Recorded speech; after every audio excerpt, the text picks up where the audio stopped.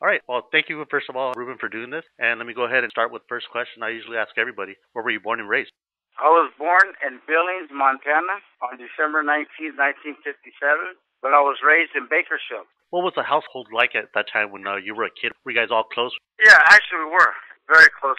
We went from Montana, we moved to Bakersfield, went to Texas, we came back to Bakersfield, went to Denver, to Aurora, Colorado, and they divorced, and then we went to Houston. I stayed with my dad. We kind of split us up.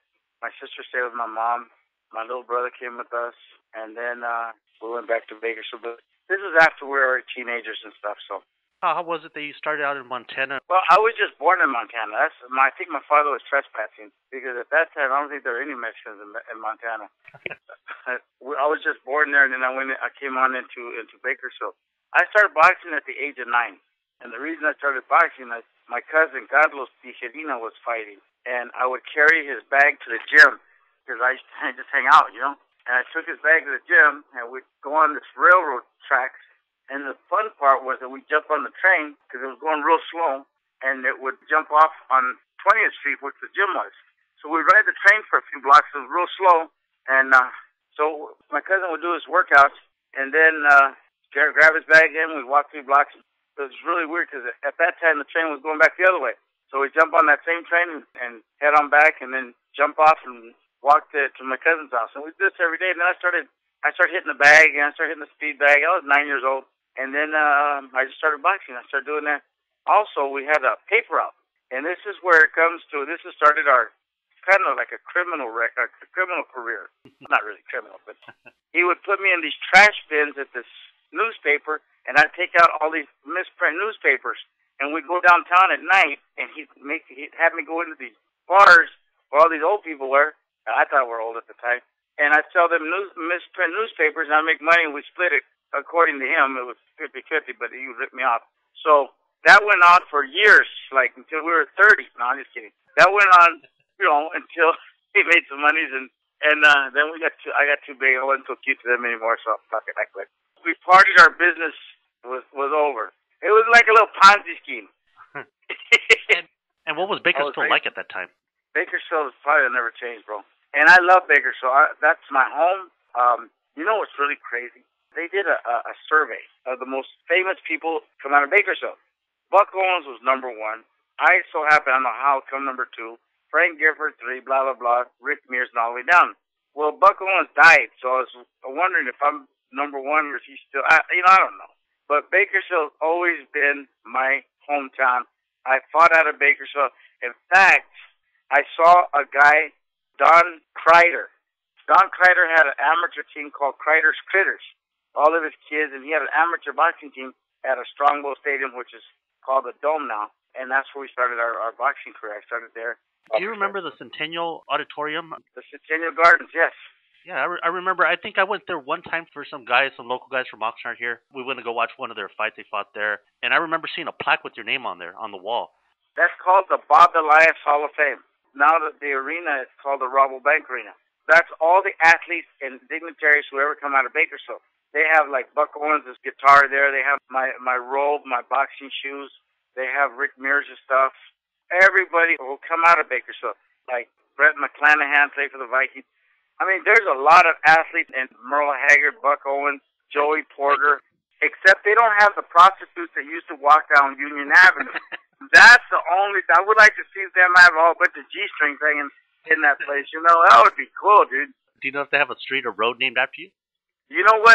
It's funny you said that, because that was on the ballot. And one time, Rick Mears and I think McClanahan, Brent was with us.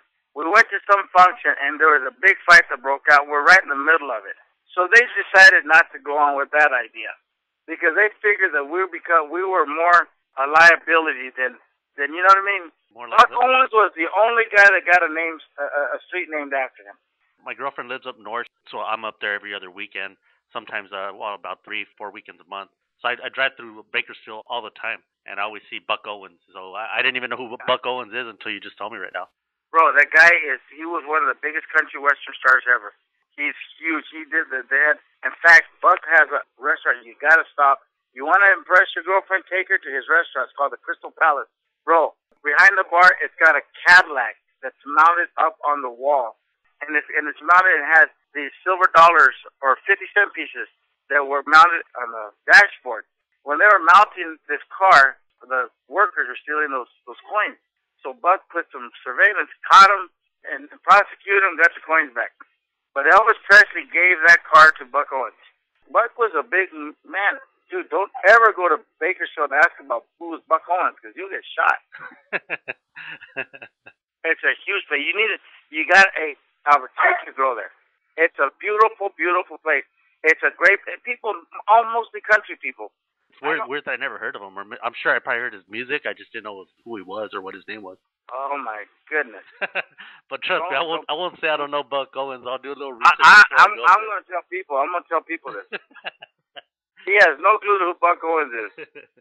What were you like as a kid growing up? Were you quiet? Were you shy? Were you outgoing? Were you crazy? I've never ever been shy, and I think this. I went to Catholic school. I guess they take all the shyness out of you. I got in trouble a lot because of my mouth, and then the nuns used to beat the shit out of you back then. That's why I was such a good boxer, because I moved a lot, because they go for your ears.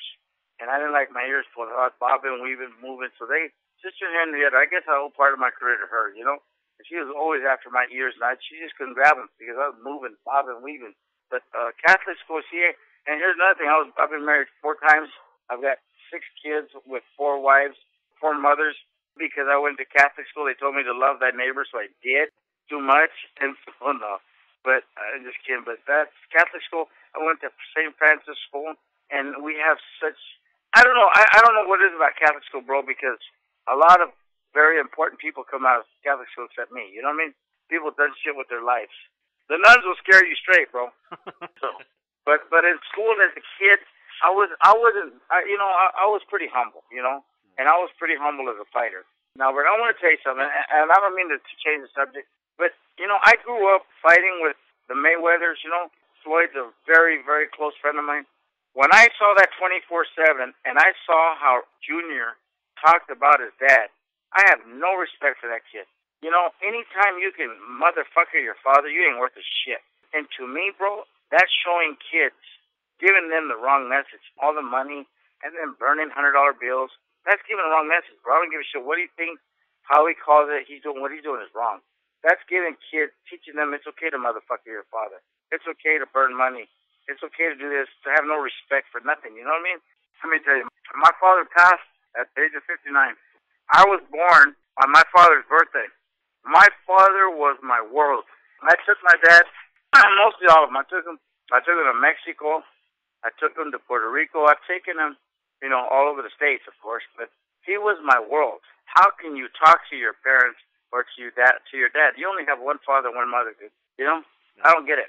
Here's my problem with this. Why do you air out your shit to the world? That's negative. Everything that you stand for right there was negative. That guy said, and that interview was positive. Not one fucking thing. That pisses me off, because whether he likes it or not, or whether he believes it or not, there's kids that look up to the son of a bitch. You know what I mean, bro? For you to betray these kids who love you by doing what you did, you're a piece of shit. Look, I told my son, I said, what do you think about that? He goes, you're an idiot, Dad.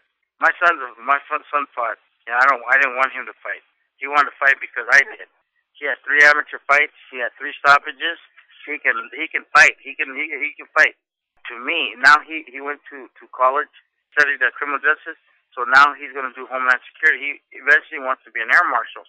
And that's my title. That's what he can give me for. That's the title that I want. Not be able to talk and put a sentence together. Because, bro, I'm very lucky, my brother. I've been very, very lucky. I had 82 professional fights. I fought 4 world title fights. I had 82 professionals, 50 amateurs, which is very small. But I have got my faculties. I was a commentator, and I can speak. You see, a lot of people don't realize we make a lot of people feel good. We've entertained thousands and millions of people, bro, even millions. And my era, it was ABC Wide World of Sports. My very first world title was, you got to hear this shit, man. I was 45-0, bro. I had a signed contract to fight Danny Little Red Lopez. Signed. I have a picture where Danny's standing behind me. His belt is in front of us, and I'm signing the contract. Well, Alexis Arguello, was scheduled to fight a rematch with Samuel Serrano, and the fight fell out. Samuel broke his hand. So Don King needed somebody to replace him, and ABC Sports was giving Don a lot of trouble, a lot of pressure. So Samuel Serrano's hand broke, so ABC is pressuring Don. Well, you better get somebody that can sell, or else I'm going to pull all of your TV dates from you. And back then, all the title fights, there was a week, every Saturday or Sunday, there was a world title fight on ABC Sports. So he pulled me out of the Danny Lopez fight, made me fight Alexis, which was not even my weight division, and put Salvador Sanchez against Danny. So Salvador beat the shit out of Danny. Was that their first fight or second? That was their first fight. And then after my fight with Alexis, I won the first 10 rounds and got stopped in the 11th with Alexis. So being that, and Howard Cosell had such a big part in me getting the fight with Salvador Sanchez 90 days later, because he knew that was not my weight division, and he says ABC, he had an influence on ABC to televise, to put me with Salvador Sanchez as a first, as his first defense. And 90 days after I fought Alexis, I fought Salvador, and I beat his ass, bro, in 15 rounds, and they stole that fight on ABC Wide Roller Sports, dude. And Howard Cosell told me, you won the fight, I'm going to help you get another title fight, or a rematch. Bro, I had 5 world title elimination bouts, and they wouldn't fight me again. I fought Juan Escobar, the only guy to ever draw with Salvador Sanchez. I knocked him out in 8 rounds. One left hook, I broke his jaw and tore a ligament in his left knee. When he fell, his leg was behind him. Then they said, okay, now you have to fight the only guy who ever beat Salvador Sanchez. Do you know who that was? Antonio Becerra from Mazatlan, Mexico. My brother. They make me go to Mazatlan. I fight in a bull ring that has 17,000 Mexicanos. 5 people were rooting for me. That was my corner. I knocked him the fuck out in 3 rounds, my brother. Out. We had to hide under the ring because they threw bottles and chairs. That was their idol, mijo. And we stayed there for 20 minutes until military came and took us back to the back. We had to have we had to pay it for $1,000 back then to get security. 24 hours until I got on a fucking plane the next day. Dude, it was ugly. Then I fought a guy named Roberto Garcia. No, I'm sorry, Jorge Garcia. 32-1, knocked him out right here at the sports arena. I think it was sports arena. Someone knocked his ass out.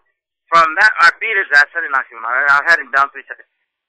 And we went 10 rounds. After that fight, the very next fight, I'm watching him, and he's fighting Salvador Sanchez for the world title. After taking an ass whooping from me. It was so political, bro, and then he gets killed in this car accident. And then they put me against Juan Laporte, and dude, we went to the dirt. Wasn't he supposed to, or scheduled to fight Juan Laporte before his accident, before he crashed? Right. He was going to fight Juan for the second time. Right. He didn't want to fight me, bro. He just wasn't going to fight me. Bro, I'm going to tell you, after the 15th round, you know what he did? He got off the ring. He got off the fucking ring, and they went to a commercial. And he got off the ring, I go, what the hell? And Cristobal Rosa told him in Spanish, respeta a Rubén Castillo, súbete el pinche ring, súbete. And they made him get back in the ring, and they gave us that decision. Crazy, huh? Man, you know of course, I fought Julio Cesar Chavez. I have like 1,000 questions off of those, I think, but those are the questions. I'm gonna give you another one. And this is good. I mean, we were talking about you as a kid and all that, and growing up, and you were talking about how you got started in boxing. You asked me if I was shy. Oh yeah, that was your question. Yeah. Okay. Who were your favorite fighters growing up? Growing up, my favorite fighter, one of my favorite fighters, was a guy by the name of Ruben Navarro. Maravilla Kid, Ruben Navarro, out of East Los Angeles. And then I saw, of course, Pepino Cuevas was a good friend. That was one of my, Carlos Palomino was another idol. Here's the reason why he was my idol. Here's a guy that he has a college education. He became the welterweight champion of the world. He even went to the service. He went to the service, became the world champion, and married a white chick. Tell me that's not your idol. That's my boy. And I'm going to ask you a little bit about him later on, about all your boxing friends and how you're close to him and all that. Cool. And what was it like training as a boxer at first? Was it hard for you? Did it come? Hey, bro, I'm going to tell you something. I was Danny Lopez's sparring partner when I was 16 years old, 17 years old. And Danny was getting ready to fight David Cote for the world title in Ghana, Africa. and I dropped Danny in the gym at the Main Street gym. And Howie Steiner got so pissed off at me, he made me get out of the ring, and he didn't pay me, that prick. And of course, you know, he got killed. I didn't do it though. I didn't do it. But Howie was a good man, you know. He really was. But growing up, bro, going to the Main Street gym and seeing guys like Scrap Iron Johnson, like I saw Joe Frazier in there one time, Danny Lopez and Carlos Palomino and Mando Muniz. Now Mando is a good friend of mine now, and I like to joke with Mando. To Mando, you know, you have to respect a guy like Mando Muniz because he's ugly before the fight, bro. You think this guy beats his own ass? You think he cares about you, bro? His ears are so fucked up, and poor Mando's nose looks like it hit by a truck. You know, you gotta love him. Yolanda, she's the best lady on the planet. She's been married him for 100 years. That's only the face a mother could love. Actually, isn't Mando he's in the Hall of Fame committee, isn't he? Right, exactly. He's a president of the World Boxing Hall of Fame. Albert, where do you live, bro? You're living up north? I live in Oxnard. Bro, the guy, I keep forgetting his name. And he was one of my idols. Welterweight that got manslaughter charges against him for being drunk and driving. Yeah, Lupe Aquino. But let me tell you something, bro. There was nobody that I could see that had a more beautiful boxing style than him, than Lupe Aquino, bro. He come in the fucking ring in a tuxedo. Just tell me how motherfucker want to play ya. He was a good-looking kid, man. And Lupe is a good guy, bro. But those were my idols when I was growing up. I really enjoyed going to the Main Street gym to train. That was to me, it was a highlight of my life, you know, as growing up. And then, of course, after you turn pro, you have to walk all the way up those stairs. Damn, dude. It was nice, so, man. And what did you think of your amateur career? You know, bro, going back and looking at my amateur career, I lost my very first amateur fight. It was a smoker. And then I went 49 in a row as an amateur and then 47 in a row as a pro. And the guy who beat me was a guy named Francisco Flores. I don't know if you remember him. But Francisco Flores, I promised him I was going to ruin his career. I fought him as an amateur, fought him in the National Golden Gloves, and then I fought him as a pro and I retired him. I told him, you will never beat my ass again, ever. And he didn't. And do you think it's important to have an extensive amateur record or experience? Well, it's very important to have a lot of experience going into this. But let me tell you something, number three. The amateur ranks are tougher than the professional ranks, bro. It's tough. Like, that's why I have a lot of respect for Pablo Gonzalez. You know, you're an Olympic gold medalist and Henry Tillman. You know, these guys are gold medalists, dude. To become a gold medalist in the Olympics, you got to be one badass ambition. Because you have 3 rounds to get busy, and that's it. You have 3 rounds, and you better get yours. You better get your fight on in 3 rounds, or it's over. Like I said, back in those days, man, it was tough, bro. You know, I fought in nationals. I even fought in the Pan Am Games, bro. Listen, when I fought in the National Golden Gloves, bro, we had 5,000 participants. 8 champions walked out of there, 8 gold medalists. And you see kids, you know, you guys become friends, and all of a sudden there they go. They're leaving. Every day they had 3 rings going 24 hours in a week. And the finals were at the end of the week. One time, Albert, I fought 3 times in one day. They don't do that stuff no more. Yeah, no, we fought. One time I fought at 2 o'clock in the morning, and then I fought again at 5:30. For your first pro fight, what do you remember of it? I fought a guy by the name of Franco Mata, and I was in Tucson. And it's probably, I was so hungry to knock him out because my dad was ill, and I wanted to get home to my father. So I stopped him in the 3rd round, I think it was. Bro, it was, you know, everybody's got their story, bro. My father had back-to-back open heart surgeries. I was begging promoters to give me fights every week. One time I fought 5 times in the month. I fought for the Arizona State title, I think in my 10th professional fight, because I had to support my little brother and take care of my father. You know, I fought in the Don King United States Boxing Championships in 1977, and my division was the only division to finish. That began making my money, you know. By the time in 1980, I had 6 digits. I built my dad a home. I bought him this lot. He built a house, and that was my dad. And you busted your ass for it. I mean, I think your record says it all there. Well, yeah, I had a couple of fights, bro. Yeah, and you know, dude, and like I said, Albert, I worked hard, and I wanted to become that champion, you know. And everybody wants to become that champion for their dad. But you know, I was wanting to survive. I wanted to make a living for my dad because I knew he wasn't going to be able to work yet. And I told him, don't die, Dad. If you don't die on me, I'll win, and I will make you a living. You'll never ever have to work again. And he lived, and I had him a very good life, you know. And he died at the age of 59, bro, from diabetes. And what year was that? He died in 88. So you have a whole bunch of wins. I mean, yeah, what, 46, 47, and I was 47 and 0 before I got a shot at the title. Who called you that night and said, hey, you know what? Don King called us at 8:30 at night on a Sunday and told me I was fighting in 3 weeks for the junior lightweight title against Alexis Arguello. And I told him, I'm not fighting Alexis. That's not my weight division. I got a contract to fight Danny in April. If you don't fight this fight, you're not fighting Danny ever. So I took the fight on a 3-week notice. What was your preparation like, knowing that all the odds were against you? Training camp. We went to training camp, and I knew one thing. I had to outbox him. I went to training camp immediately. I had already been training lightly, and then this was during Christmas. We fought January the 20th. You know. Did you feel the difference as far as the weight? Since he was bigger than you. I weighed 128 pounds. Alexis was 130 by the time we fought. He was about 150 pounds. Did you feel the difference as far as like in his punches and all that? Bro, he was so much stronger. I was outboxing him, bro, but. I'm fighting a legend, dude. This guy, one shot, bro, ruined my whole day. Bro, he hit me with a right hand, dude, and then he hit me with a left hook to the body and a little uppercut, bro. And I didn't know where the fuck I was at. The referee asked me, where are you at? I go, in the mess. And they ask you stupid questions. What day is today? I don't know. I didn't know the day coming into this fight, you know? So, and like I said, 90 days later, I fought Salvador Sanchez, and then I fought Laporte. What did you think of that fight? I know Salvador... I know you probably don't want to hear this, but Salvador is one of my all-time favorite, if not my all-time favorite fighter. What do you think Salvador Sanchez against Julio Cesar Chavez in their primes? Who do I think? I would want to say Sanchez. Salvador would have got knocked the fuck out, bro. You think so? And I don't mean to disrespect him, and I'm not trying to disrespect him, but Salvador Sanchez could not punch. And he could take a shot. The thing that Salvador did that was so different than us, his recuperation time was phenomenal. Yeah. Nobody could recoup like he could. And he could be dead tired in 30 seconds, just like brand new. But Salvador Sanchez, I don't get where everybody said he was pound for pound the greatest fighter in the world. If he was such a great champion, why would he not fight me again?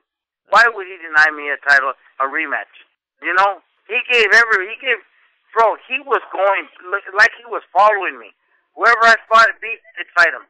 You know. And actually, he was going to give Laporte a rematch, second shot, not you.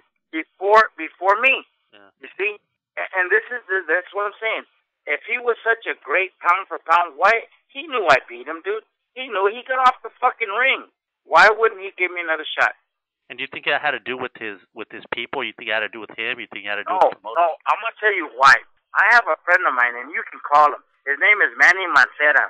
Manny Mancera was in a hotel room with Torres Landa and Salvador Sanchez. He was good friends with Sal and Cristobal Rosas. And he was in a hotel at Caesar's Palace, and Torres Landa said, mira, Chava, tenemos que pelear la revancha con Rubén Castillo porque el Consejo Mundial nos está dando muchos problemas. So, you know what he did? He's watching TV, and with his hand, his finger, his motion, no vamos a pelear con él. Tenemos que, he says no. And Manny Mancera was in that room. He said, mira, yo te voy a decir una cosa. And this was years after, bro. Chava did not want to fight you. Oh, well, that already knew because he wouldn't give me a shot. So let me tell you what happened. Don King told me, he invited me to the fight with Salvador Sanchez and Wilfredo Gomez. He says, you will fight the winner. I said, Don, he told me, if Wilfredo Gomez beats Salvador, I have a contract for you for $600,000 to fight Wilfredo Gomez. I said, Don, why don't you make it for $6 million? Because Wilfredo Gomez is going to get his ass kicked. Wilfredo Gomez lost the fight on the scale, dude. He was so sucked up. I was at the fight. There was no way. I put $2,000 on Salvador Sanchez to win by knockout because I saw Wilfredo Gomez spitting, running, and plastic 1-2 hours before the weigh-in, bro. And in those days, bro, we weighed in at noon and fought at 6 o'clock, or say we fought the same day. It's not like here now that, nowadays where they can recoup. Man, that's crazy. I didn't know all that background, but... Bro, do you remember after that fight, that riot? Yeah, in the outside, I threw the first punch in that riot.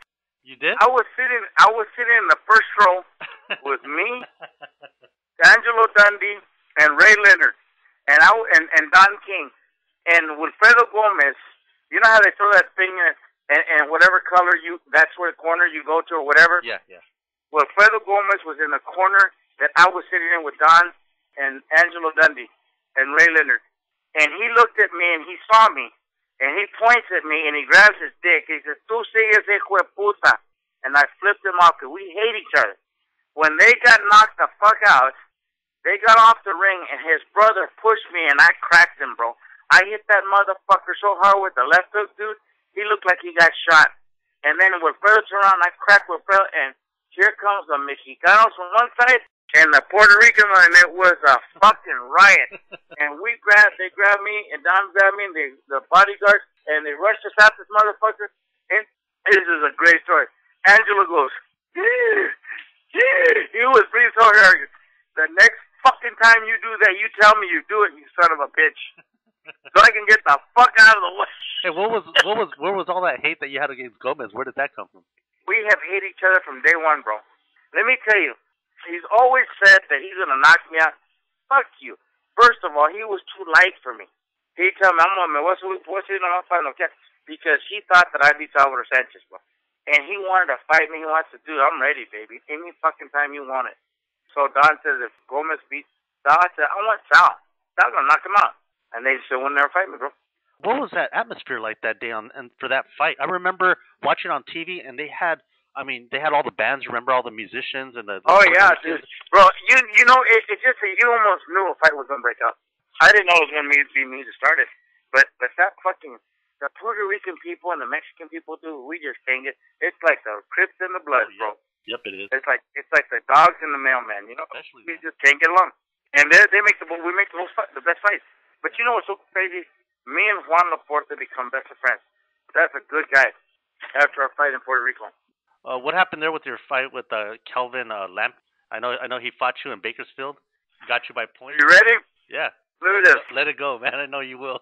When we fought, my manager sent me to Mexico City, bro, with Julio Hernandez to train for this fight.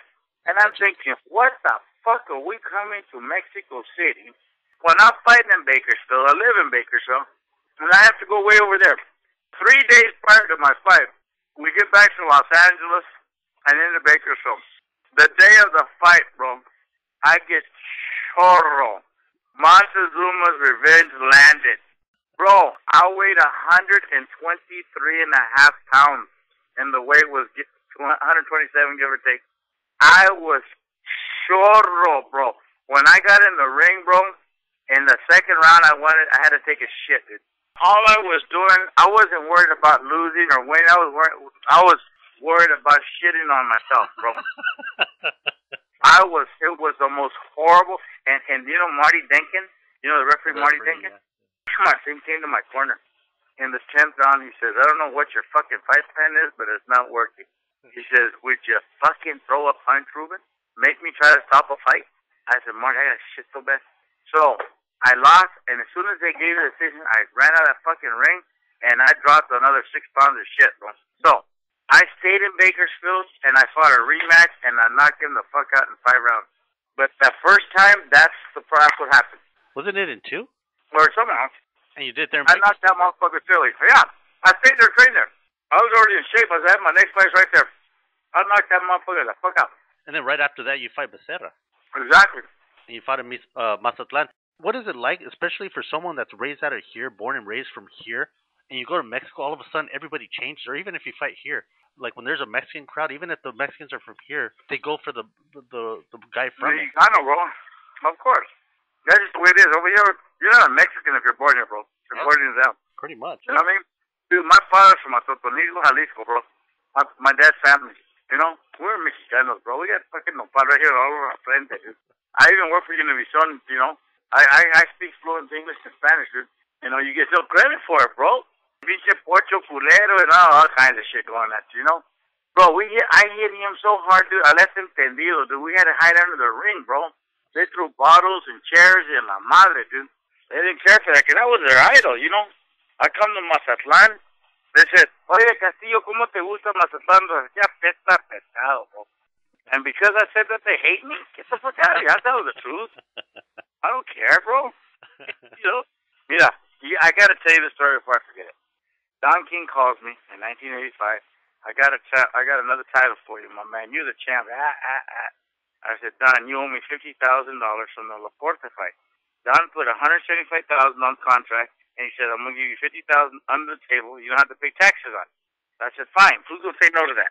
He said, when the fight's over, go to Duke Durden. Duke's gonna give you the cash. I went to Duke. I don't know what the hell you're talking about. Don's on his way back to New York. Well, back then, Don would have fights out all the time. Try to find him to get your money. That's what Don did to everybody. I didn't know this.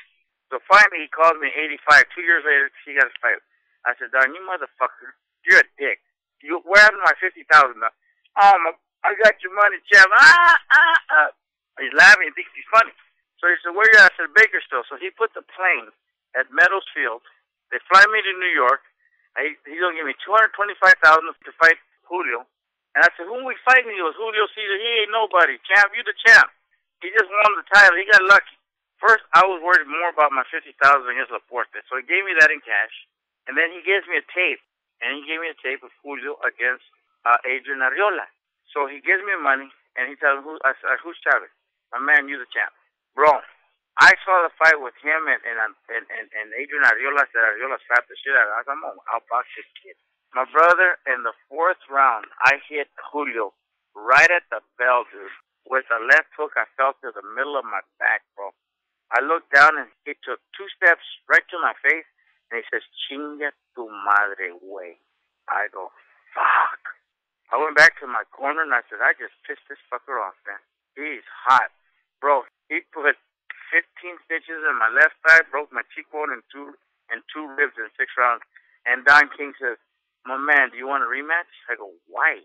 Fuck you. I'm going to the hospital. I'm not going to Disneyland, stupid. I ain't fucking a rematch. What are you, fucking dumb? Dude. And every 4, 5, 6 fights, you want a rematch? Don, what a part of no you don't get? That was my last title. I didn't want to fight. I just listen, I fought a few fights after that. But see, after that fight, Jerry Buss offered me a commentating job with Prime Network. I started doing that. Then I got with HBO because Julio didn't speak English. So I did the interpreting. I did the interviews. I worked with Lampley Merchant. And then I started doing the interview show. And I started just doing commentary, bro. I did color all over the place. I did pay-per-view. I did Michael's fight with Chiquita. And bro, I got to tell you now. You ready? Tell it. Throw it down. Who's the Korean guy or Asian guy that Julio fought in Atlantic City? Some Asian guy. Anyway, at the weigh-ins, he asked Julio for an autograph. Bro, I take 5,000 to the sports book, put 5,000, they don't go 3 rounds. Bro, how do you ask somebody for an autograph before the fight? Didn't I just show him his nalgas, bro? So check it out. I interviewed Julio. I had to ask him some questions. Mira, déjame decirte una cosa, cabrón. Ben, so he wanted me to come up to his room to see this, to read this contract. Don's a dick, bro. He gave him all of his contract in English, bro. He don't know what he's signing, dude. He didn't have a clue. But anyway, so I'm reading this contract of Julio. Tienes 2 peleas todavía con el negro, güey. No, que se ching, because he was going to sign with Top Rank. So after the fight, bro, he told me, mira, después de la pelea, Robert, diles que le quiero mandar un mensaje al Long King. Okay? So I asked him, I told Lampley, he got 2 fights with Don. He wants nothing to do with Don King, Lamps. Julio wanted me to he wants me to give a message to Don King. Hey, Don! He tells me, looks at the camera. Eres un fuck you. Oh, I go, whoa! Let's go back to ringside to Jim Lampley and Larry Merch. Bro, these guys are on the floor, dude. I go, well, that's kind of self-explanatory, I guess. I gotta say shit. Oh, my God. Oh, and Julio got off the fucking ring and went back to his restroom. Chingues Dominguez, bro. Are you satisfied with your whole career and looking back at it and now that it's said and done with? I'm very content. There's nothing you can change, bro. Yeah. And I've always tell my kids, if you want to go forward, don't look back. You know? You can't look back, bro. I don't look back. I know where there's a bunch of changes can be made. Even right now, dude, to go forward, we need to make changes. First of all, I want you to print this, bro. Please print this, okay? I'm asking you for this favor. We need to change the system. We need to change who our judges and referees are, because I know one guy I helped get in boxing. His name is Raul Caiz. He's the worst referee on the planet. He can be bought. I saw him take an envelope from Ricardo Maldonado with $10,000. Raul Caiz has his son, Raul Jr. He has another son named Sergio. He has a daughter named Carolina. Every fucking one of them are in the business. Not one of them know the difference between a left hook and a fish hook. It's all about money. The only one left is his wife, Edie. What business does his son, Sergio, having in Thailand refereeing a world title fight, his very first refereeing job ever? Ever. Never an amateur fight, never a professional fight, and they got him refereeing a world title fight in Thailand or some Asian country, bro? Why? Tell me, how does he justify? How does the commission how does the WBC justify? Bro, they're going to fuck some kids up. Some kids are going to get fucked up because of their stupidity. I don't know who dick this guy's sucking, bro, but I'm going to get him out of this business because he needs to get out, bro. He takes bribes. Please, quote me. Please quote me. This boxing, our boxing lives, our lives, he makes a value judgment on fighters' lives. Kids that he don't give a fuck if they ever win the title. He's worried about his pocketbook, bro. He's worried about his bank account. That's why when you see these horrible decisions, those people are bots. What we need to do, bro, when you see a bad decision, immediately put them on a polygraph machine. Check their bank account and get them the fuck out of the business. You don't have to be the best fighter in the world now to be the champion. You gotta have a guy like Raul Caiz in your corner. And I think that's why boxing is such a not so good position right now, because that's exactly right. Fights that are so one-sided. Yeah. See, Mondo was dumb in the beginning. He was stupid. He'd say 115 or 119 to 110. He was dumb. He was dumb. But they finally educated him. Make it 116 to 114. If you make it by 1 point, you still got it for this guy. Don't make it so lopsided. He was stupid by making it so lopsided. Now he brightened up. And I'm going to tell you about Mondo. His father was the most prejudiced person I've ever met in my life. And Mondo is too. If you see a Mexican fighting an African or a black guy, and Mondo's a judge, I'll bet you all you got that Mondo's going to vote for the Mexican fighter. It don't matter if he got knocked down 8 times. He's going to win by a point. Mondo's the worst motherfucker. Remember that guy that attacked the kid that fought on TV and he was going to fight, it was a pay-per-view fight or something, Malignaggi? Paulie Malignaggi, yeah. Right, remember that, Paulie Malignaggi? Yeah. And he says, if Raul Caiz works the fight, I'm going to lose. Raul Caiz worked the fight in Houston, Texas, and it said that he was from Texas. Raul Caiz is from West Covina. That was a state title fight or some shit. And they got him there from Texas? Bro, Malignaggi told everybody. And they still got this fucking kid in there. They still got this motherfucker. And then brought in his daughter, bro. His daughter. Mijo, when I met Sergio, you know what this is how well I know that motherfucker. When I met Sergio, his son, that's a referee and judge now, they call his nickname is Tutui. If it was your job to clean up boxing, what kind of rules would you put, or what would you change about the sport? Judging. All day long judging. Bro, you have to find out who the judges are. If you know who the judges are, it's the California State Athletic Commission. We got judges there forever. Every judge there knows about Raul Caiz, but nobody wants to talk. I'm a person that will talk. I'm a person that will stop the shit. I would love to be on the State Athletic Commission to start weeding out people. Getting rid of the bad judges, the crooked judges, you know what I mean? That's what you got to do, bro. See, I'm going to tell you another thing.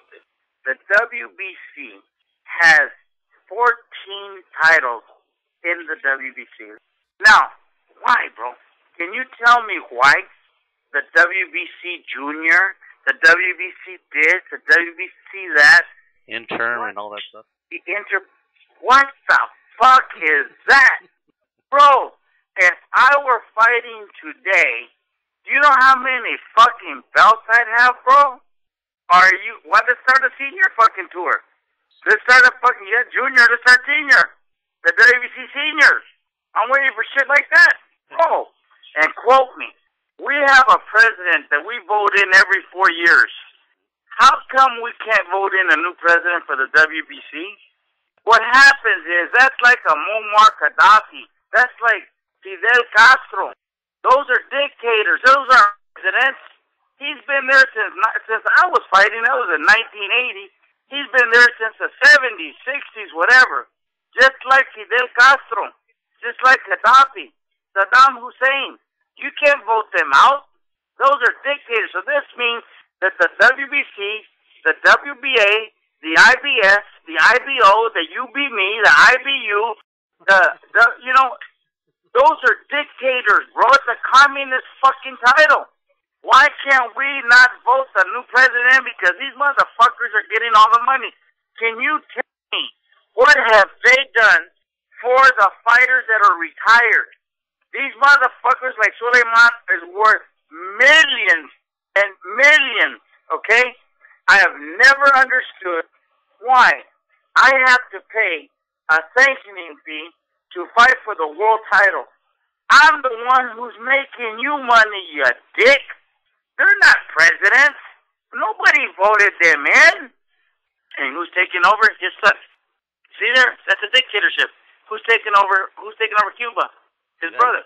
Even the sport, the commissioners of baseball, football, basketball, they get taken out. They bring new ones. Not boxing. Not boxing. Isn't that crazy? Hey, have you ever known anybody talk about it? No, I know shit like this. Here's the one more. Let me give you one more. Yeah. We have a boxing commission, okay?